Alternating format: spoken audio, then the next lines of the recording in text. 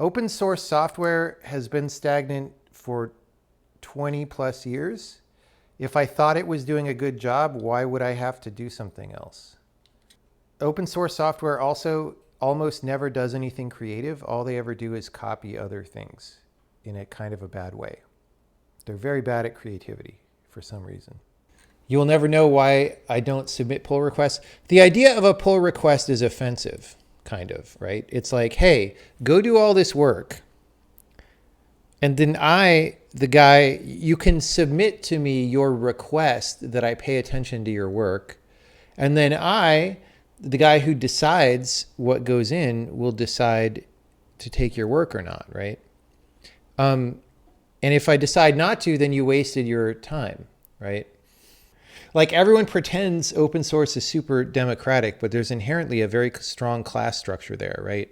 So if you submit pull requests, you're kind of lower class in a sense, right?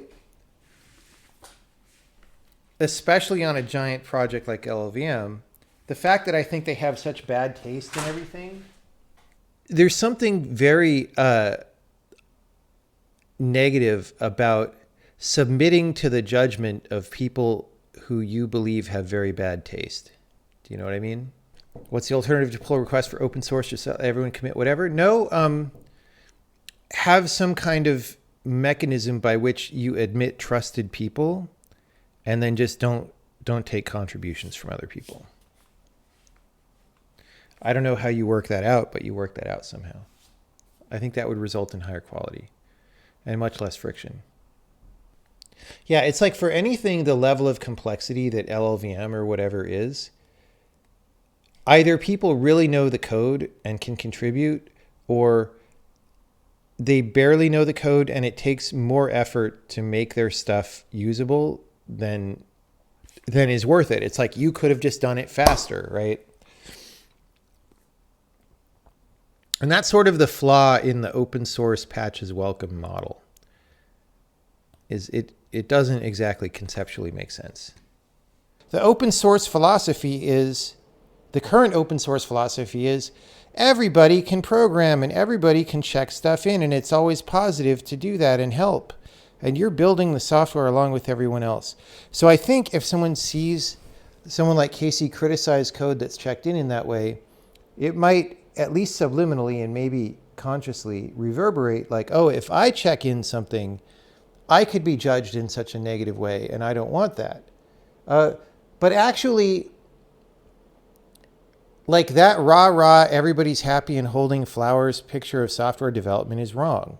It matters if you check in stuff that is very good, or if you check in stuff that is mediocre, or if you check in stuff that is bad. That matters. It matters a lot. And people need to be aware that it matters. And the way that you evaluate that is via people having strong opinions about what is good code and what is not good code, right? There may be more or less productive ways to express those opinions for sure, but if you lose that culture of technical judgment about what is good and what is bad, then software is over. Then literally software becomes critical basket weaving, right? And you might feel happy about that for a couple years because you get to participate and feel good, but like it's not a good place to go. You don't want computers to go there. So there's two levels to this. If what you're objecting to is the criticism, then you're just anti-engineering, and that's no good, right? If what you're objecting is the flavor and attitude and the nature with which Casey was expressing his criticism, then there's a little bit more of a point there. However, again, you eliminate that at your peril, right?